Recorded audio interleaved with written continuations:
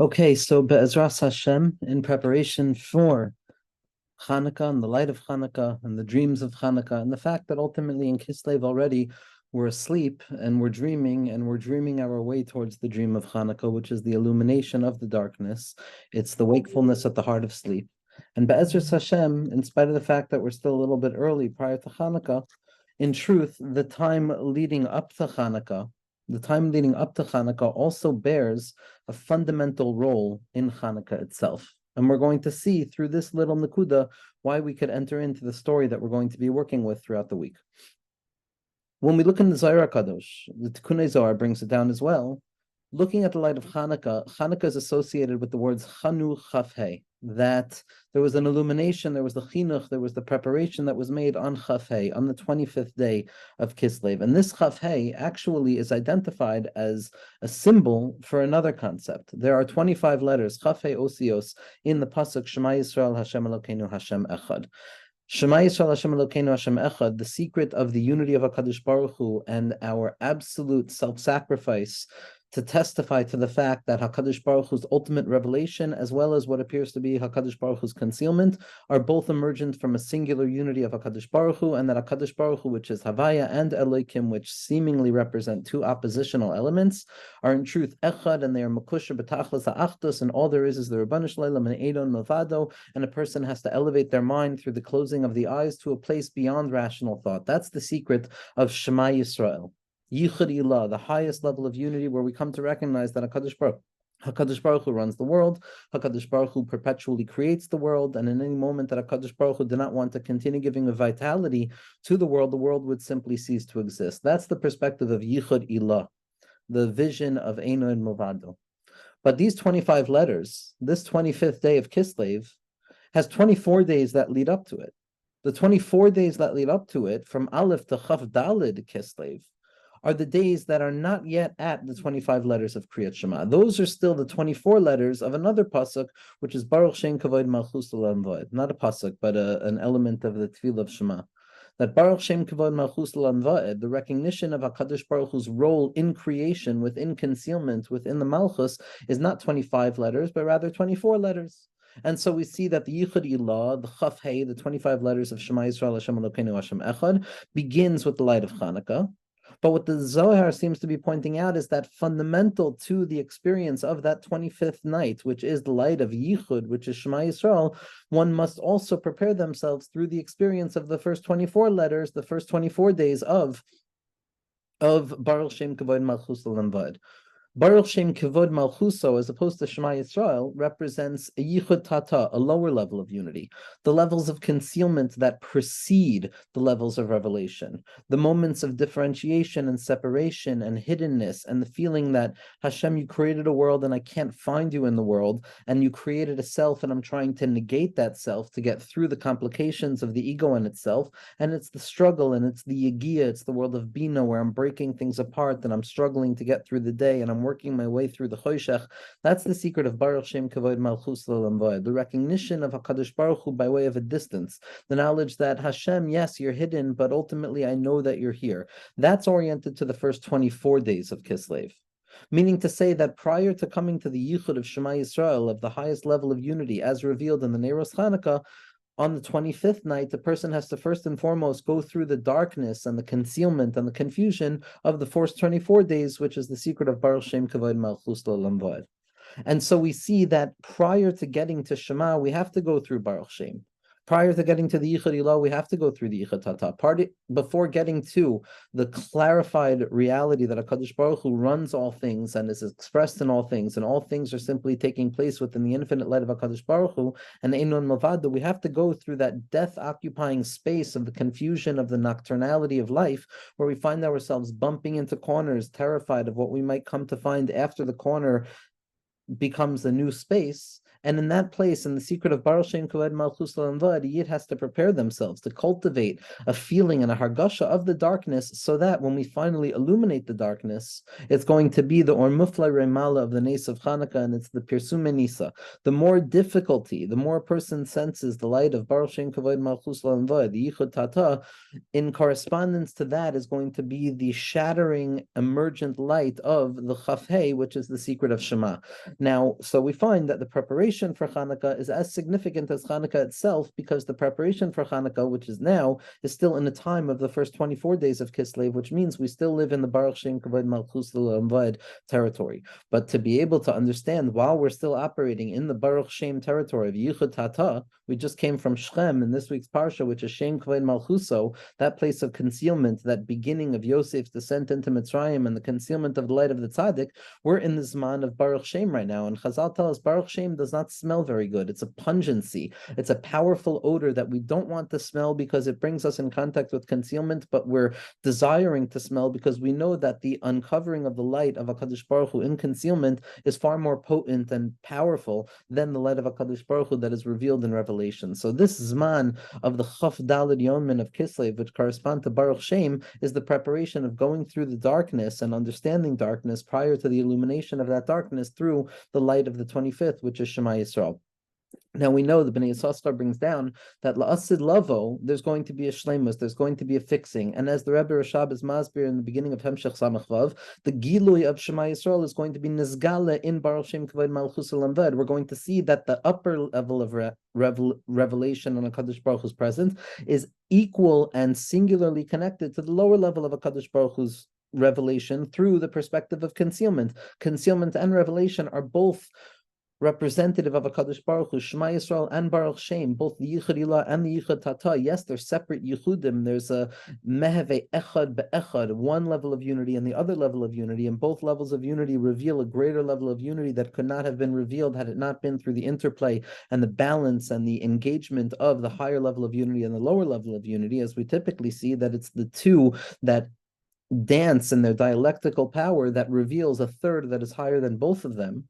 But nevertheless, there's going to be unity between Shema Yisrael and Baruch Shem Kavod Malchus L'Amvad, and the 25 letters of Shema are going to equate themselves with the 24 letters of Baruch Shem, which is the secret of the Gilui of the Yichud Ilah within the Yichud Tata itself, which is the Dir B'Tachtonim, which is when we begin to say Baruch Shem Kavod Malchus L'Amvad out loud, where we come to understand that yes, while I'm in the 24 days of preparation before Yichud, which is the Zman of Pirud, which is the Zman of concealment, which is the Zman of preparation and the Yagia and the crushing of the olives that are needed to reveal the olive oil, like Klal Yisrael are compared to the crushing of the olives, we will come to understand that these days of preparation, these Kad Yamin, these 24 days of Kislev, which represent Baruch Shem Kavod Malchus L'Amvad, we're going to be able to look back at them, and we can be aware of it right now, even prior to its revelation, that these days are also part of the Yichud Ilah. And at that point, the 24 letters of Baruch Shem Kavod Malchus L'Amvad are going to be transformed into 25 letters as well, because the Vav is going to be added, so it will be Shema Yisrael Hashem Elokeinu Hashem Echad U Baruch Shem Kavod Malchus L'Amvad,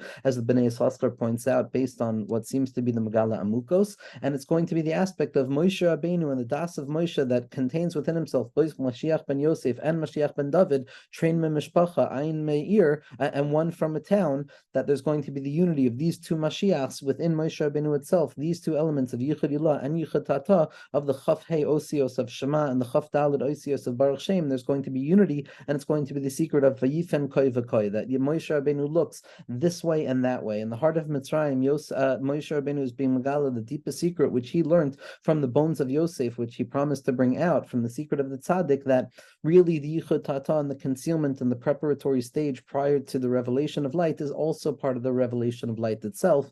It just has to be experienced in a different way. So already we see that we're within the Zman, the entirety of Kislev is within the Zman of Chanukah, because until Chanukah, it's the preparatory stage of concealment, so that the nes and the giloi of the ore that comes out of the choshech itself is going to be mefursam even more and more, because the starker the choshech and the more the hargash of the tzike kedera of Baruch Shem Kavod Malchus L'Amvad, the greater the joy and the power of Shema Yisrael. This is the secret of the Dalet of Echad, the expanded Dalet of Echad at the end of Shema Yisrael Hashem Elokeinu Hashem Echad, that Dalet represents the dip down and the descent down into concealment, which is the secret of Malchus descending into impoverishment, which is the shoyresh of Baruch Shem Kavod Malchus Lalamvoed that exists within Shema Yisrael, meaning to say that the Yichud Tata exists already in a potential form within the Yichud Ilah, and therefore the unfolding of the Yichud Tata, which is the lower levels of concealment and Tzimtzum and darkness, etc., are ultimately nothing but a furthering of the revelation of HaKadosh Baruch Hu's ultimately Yichud.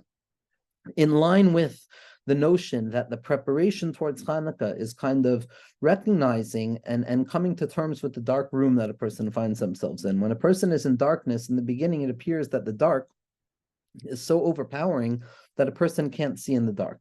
But we all know that even prior to revealing light within the darkness, there is still an intermediary stage where the blinding darkness that began the experience in the dark gives way to the possibility of a vision within the night, a certain capacity to see the outlines and the shapes, and for the eyes to accumulate to the darkness and to begin to pick up on those capacities of vision, those miraculous capacities of vision that come to terms with the darkness and begin to see in a world that is dark. And those are the stages prior to the revelation of Chanukah itself, which is the illumination of the dark, which is illuminating the dark. We're still in the stage of Baruch Shem Kavod Malchus L'Lamvoed, where we are coming to terms with the dark, and we're also coming to realize that, wow, even though it's dark, I can see within the dark. Even though there's concealment, I can still see the Rabbeinu Shalom, even if I can't see anything yet. And that recognition that I can see, even though I can't see, is a necessary stage prior to the emergence of light, because without the beginning of the possibility of vision, I would never open my eyes to the actual revelation of vision. And if I were to open my eyes to the revelation of light on Chafei Elul without the preparation of learning to see in the dark itself prior to the light and coming to a place of Emunah within the darkness itself, so then the over-blinding and overabundance of light that comes with Hanukkah would be blinding. I need this intermediary stage where it's still dark and it's not yet light, but it's not the original darkness. I've come to terms with the darkness and I've begun to see the cracks in the facade and the thin veneer of darkness. And I've come to realize that things are about to split open with a blinding light, but I still have to be patient because it's not light yet. And I can't reveal the secret that it's light even in the dark because everybody else still feels it's dark. But in this place, there's the beginningness of a vision. There's a kindling of the flame. There's a crushing of the olive in order to allow that Shemen Zayis that's about to be revealed on the Chaf Hey of Kislev to be revealed. So this Zman, this intermediary Zman of Chanukah, of the week leading up to Chanukah, is the beginning of the vision that we have when we come to terms with the dark. And what is the dark over here? What's the dark? Because it's a dark that we're getting over. Dark is no longer so heavy. We have to give way for the light. We have to uncover the unbearable lightness of experience that begins when we start not taking the dark so seriously. The dark has to be taken seriously, but it is far too serious for a person to take absolutely seriously, and we have to begin to laugh at the dark. We have to laugh with the dark because it's the only way we can survive, and it's the only way we'll be able to crack up the dark. And so the dark in this context is going to be the experience of something that is distant from me. I don't have the answer that I need right now. Chashachtas banecha, you have withheld your son. Rabbi Nachman points out, by the Akedah, when HaKadosh Baruch Hu acknowledges what Avram Avinu did, he says that you did not withhold your son from me. And the language of withholding is the same language as darkness. And so we see that darkness is when something is withheld. The vision of the eye, the clarity of the mind is when I have something accessible, I understand it. There's a certain sense of possession inherent in knowledge. And then there's the darkness, there's the sense that I don't have something, there's a prevention, there's information that I don't have. I am still in a state of yearning and desire and wanting and craving for something that is not yet within my sense of self, not yet within my vicinity. This is the state of darkness. There is a yearning towards vision, there is a yearning towards light, that the darkness is a preparatory stage of cultivating a desire for the light that is going to splinter the darkness open.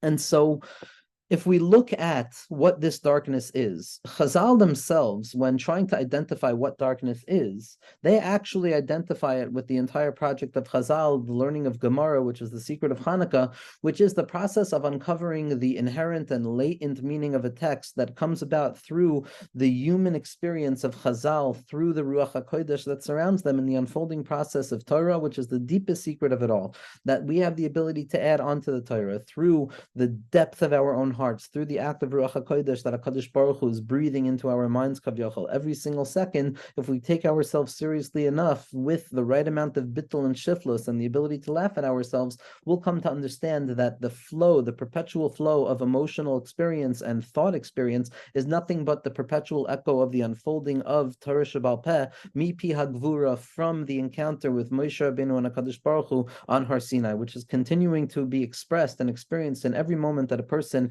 is engaged in Chidushay Torah. And for a Yid, anytime I find a new coping mechanism or a new way of looking at the world, that's also Chidushay Torah. For Ishbitz and Radzin, that is the Gans Chidushay Torah. Divrei Torah is when I uncover new paths of functionality and movement within a realm that has become concealed. So on the one hand, we have Torah Shebal Peh, which is celebrated on Chanukah and Purim, as we're going to see. But at the next level, Chazal themselves identify the entire project of Torah Shebal Peh as Choshech. In the dark, I have restored you like the dead of the world. This is Talmud Bavli. The secret of the Gemara is the secret of darkness. And for this, we can really understand through the lens of Rabbi Nachman that if darkness really can be understood as something that is being withheld, then what is being withheld within the heart of the Gemara, within the heart of Talmud, of Eish Das Lama, of Torah Shebal Peh, of the Yegia necessary for Torah Shebal Peh that comes about after the Hakas Hasela of Moshe Rabbeinu? It's a secret of not having an answer, of needing to fight for an answer, of not knowing what the right thing is, of trying to be mevarer over and over, kasha and teretz, coming to terms with tiyuftas and abayes and kushios and terutzim and a teku. And the secret of Torah Shebal Peh is the shaklavataria, the havamina, the questioning and the search, the radical search for origins that rests at the ability for the individual to search out and to allow themselves the vulnerability of not knowing. The prerequisite of entering into the or of Choshech, which is Torah Shebal Peh, is the coming to terms of the fact that I don't know. I have a shaila, I have a kushya, I don't understand this. There's a stira, contextually, textually, historically, conceptually, whatever it is, I am forced to encounter stiros upon stiros upon stiros, contradictions which break up the original sense of the unity of thought and forces me to come to terms with the fragmentation of all things and the riboy deus and the elu v'elu and the cacophony of voices that emerge through this invisible text and the self-writing text of the Gemara, which forces me to come in contact over and over with a choshech of the mind, with a mania samayach. I don't know the answer. But in the face of this darkness of the mind, what we've uncovered is the capacity to break on through to the other side and to dive down deep into the darkness and to say, okay, if this is what Torah is, then I'm going to find the light of the Rabbeinu Shlalem in here. But it's the willingness to live with the question, to utilize questions, to ask the question, to come to terms with the fact that Rabbeinu Shlalem, I don't know anything. I have no hasaga whatsoever of anything in this world. I don't know what light is. I don't know what dark is. I don't know what up is. I don't know what down is. I don't know what you are. I don't know what you are not. I don't know where you are. I don't know where you are not. I don't know anything. It's the ability to live in the 24 questions, the 24 words of Baruch Shem Kavod Malchus Olam Vod, the 24 questions that were asked to Rabbi Shimon Bar Yochai when he comes out of the cave after those radical giluyim that he experienced, because the questions are the kad, they're the bucket through which we join with this worldly experience, where we lower ourselves down for the sake of rising ourselves back up again. And the light of Chanukah is the ability to put ourselves into question, to not be so sturdy in our assumptions about anything, to crack up our basic assumptions of so many things that we assume impossible or not possible, and to open ourselves up to the possibility of a lightness that exists behind the darkness, to question our preconceived notions about dark, to question our preconceived notions about self, to let go for a second of the negative self-assumptions that I carry with myself, to potentially allow myself to realize that perhaps life feels heavy because I'm carrying 1,000 pounds of baggage, and perhaps because most of it is not my own, I have the right to take it down and put it down. It is only through questioning, through the light of of the light of the Gemara, of a shaklavatari, of an encounter with Choshech, where I don't have something. I have the movement of the mind and search for an answer, but I don't have the deliverance of that answer yet. And then comes Chanukah, and it teaches us that slowly but surely, a person builds upon the answers to their questions. But the dark has to remain prior to the illumination of the light. It has to take place incrementally, because we need to learn how to live with the kasha. We need to learn how to live with the secret of crying out to the Rabbeinu Shlalem, specifically when we don't know, specifically when we find ourselves not in the chaf hey of Shema Yisrael, but in the chaf dalid of Baruch Shem Kavod Malchus Olam Vod. And with these sha'ailos, when we can put ourselves into question, when we can destabilize our demand for absolute knowledge, which is the very secret of what Yavan wanted so desperately, We untether ourselves from this necessity of living with an answer, and we open ourselves up to the freedom of living with the question, of entering into the Rishus Harabim, of entering in to Bein Hashmasos, of entering into Lamata Me'asar Tvachim, because it's specifically there that the questions emerge, and it's specifically there that the question is going to be capable of revealing a deeper light. This is why famously on Chanukah that we have the Beis Yosef's famous question. The Beis Yosef, the Heilig Mechaber, he asks an amazing question that others ask as well. And the question is, why do we light for 8 days? Why do we celebrate 8 days of Hanukkah when in truth the nace of the light that emerged from a minimal point of light lasted really only an extra 7 days because there was enough light to be kindled for that first day? So why celebrate the miracle for 8 days? And now I believe there have been thousands and thousands and thousands of answers that have been given to this single question. And it's a wonderful question, but there are other wonderful questions in Shas, in Chazal, in Halacha, in Medrash that do not get this much attention. Why is it that we are continuously giving answers to this question in spite of the fact that nobody is accepting the answer to this question, which necessitates a riboy of answers? And it's possible that, like we're saying, the light of Hanukkah is to live the question, is to understand that very often we're going to try and attempt to answer questions, but what we need to learn how to do is to live with the question itself, that the kushya of the Beis Yosef is far more significant than any of the thousands of answers that have been given, because it's the secret of the irreducibility of questioning that rests at the heart of all knowledge, which untethers us from the need for absolute rational grasp, which what Greek and Yavan and the philosophical outlook was all about. Question was only a handmaiden to thought in the philosophical conquest, because ultimately a question needed to be let go of to arrive at a certainty. It's the hepech of Torah Sheba'al Peh, where yes, we want to arrive at certainty, but the need for certainty gives birth to the freedom of questioning and the radical search for origin,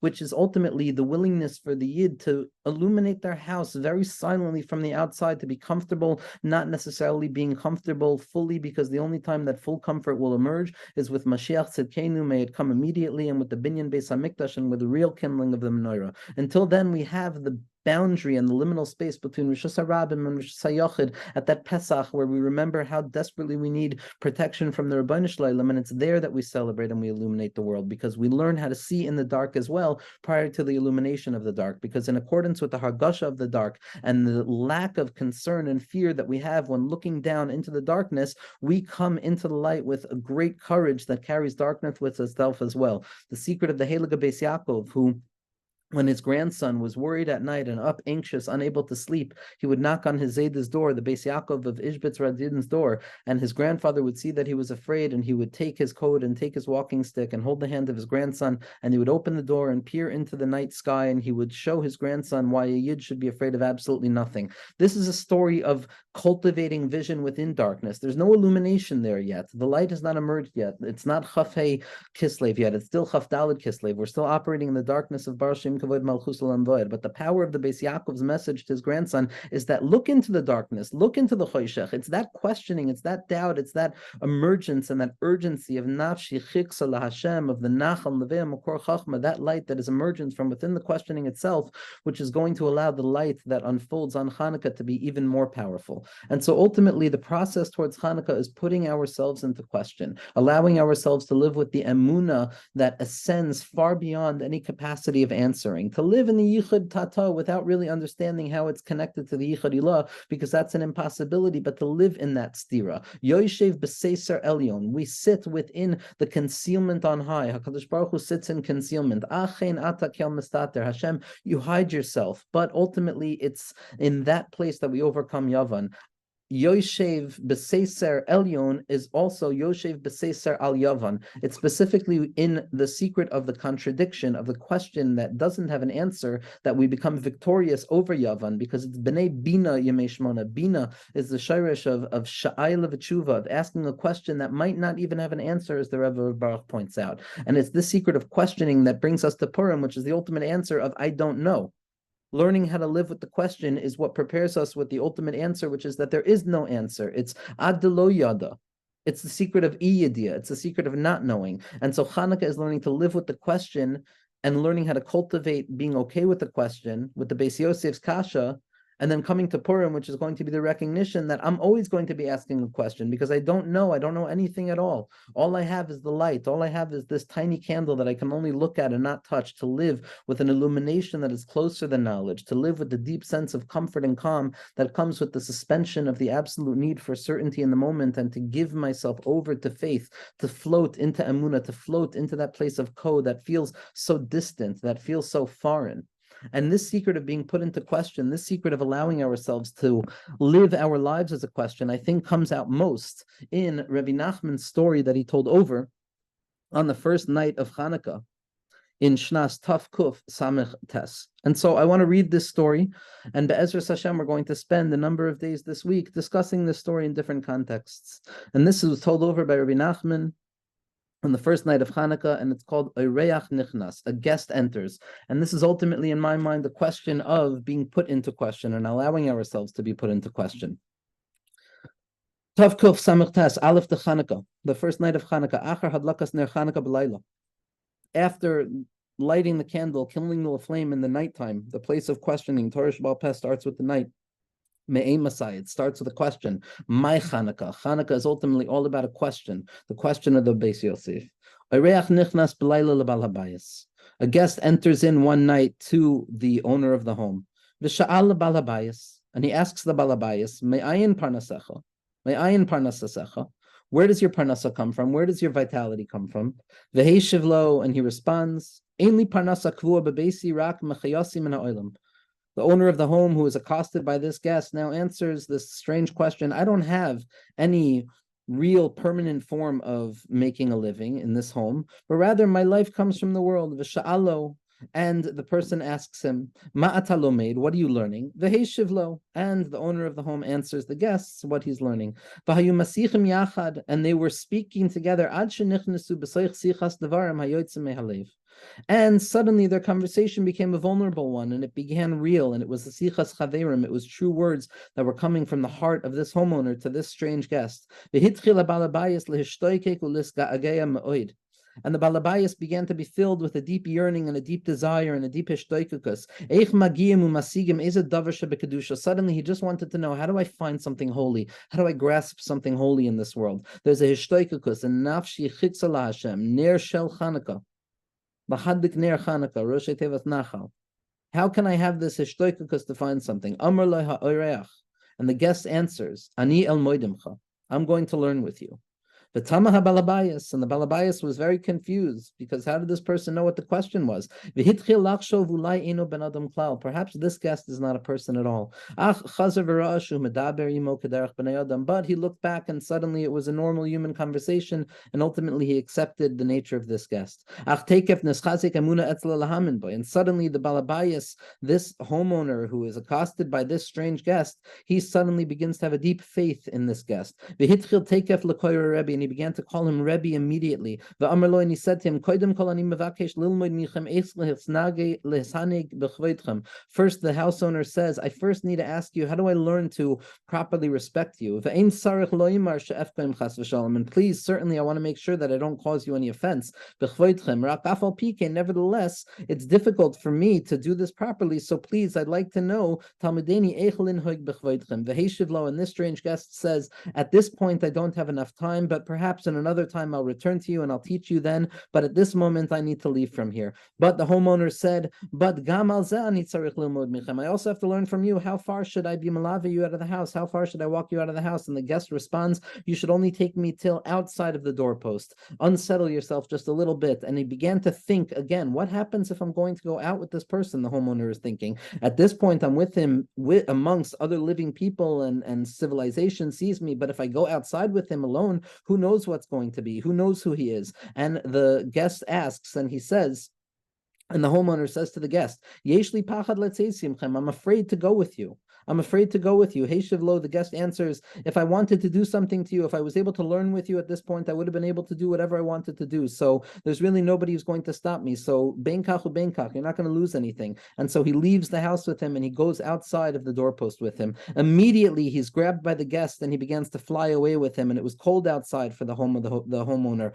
who's now outside. And he brought a coat with him, and he gave it to him. And he says to him, and the guest says, Kacha levush, take this garment, v'yitevlach, and it will be very very good for you, and you'll have what to eat, and you'll have what to drink, and you'll have everything good, and you'll return back to your home, and you'll come back here. And they began to fly off. In the middle of flying, the homeowner looked down, and suddenly he was still in his home, and he couldn't believe anything that was going on. He didn't even know what to think. He was in his home. But the moment that he looked next, he was speaking with other individuals and eating and drinking like everybody else in the world. And suddenly he looked again, and he was flying in the air as it was in the beginning. And he went back and he looked again, and now he was in his house, and he went back and he looked again, and he was flying. And this is exactly what was happening for a long time. Afterwards, when they began to come down, when they began to fly back down to ground, they saw two mountains in a valley, and they found a book there. And in that book, there was various combinations and orientations of letters, Aleph, Zayin, Ches, V'Hudalid, different letters of an Aleph base in variations of order. And in that book was the pictures and the images of all of the vessels. And within all of the vessels, there were letters.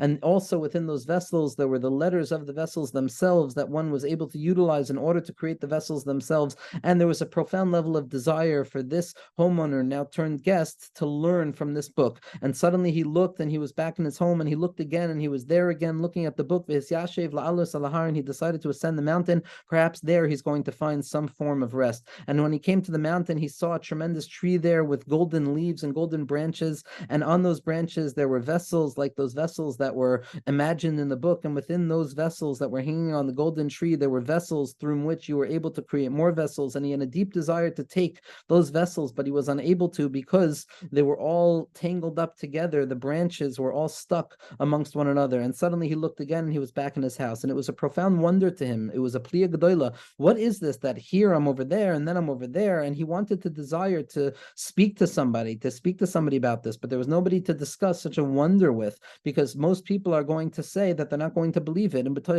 suddenly he looked again, and there was a window, and he saw the guest talking to him in the house, and he was running and desiring after this guest very much. And he comes to the guest, and the guest says, I don't have time, here I am, I'm coming to you. This is a wonderment in my mind, here I am over here. What are you going to do? You're going to go to me as it did in the past? And he answered him, the guest answered the homeowner, in this moment, when you decided to walk with me and to escort me out from the Pesach, I brought you with me, and I took your neshama, and I gave you a levush from the lower level of Gan Eden, and your nefesh and your ruach stayed with you. And therefore, whenever you were connected to your thoughts, then you were where your thoughts were, which was flying in the air. And whenever you connected to your body, you were back where your body was, which was in the home. And the homeowner answers and ends this story. And I still don't know what world he came from. But it was certainly a good world. And it still has not been completed, and it still has not been finished. Ultimately, as we're going to see, this is about being put into question, of leaving our home, of leaving the territory and the comfort of the known, and entering into that place of not knowing, and learning the art of not knowing, so that we can properly illuminate the moments of not knowing with the illumination of the candles, and learning the secret of the kashi of the Beis Yosef, to uncover what Rabbi Nachman says, that kashi is Rosh Tevo Shema Hashem Koidi Ekra, that I'm crying out to you, Rabbanu Shlalem, and I want to learn how to live with the question so I could prepare myself properly to receive the answer on Purim, which is that I have absolutely no idea whatsoever, Be'ezras Hashem.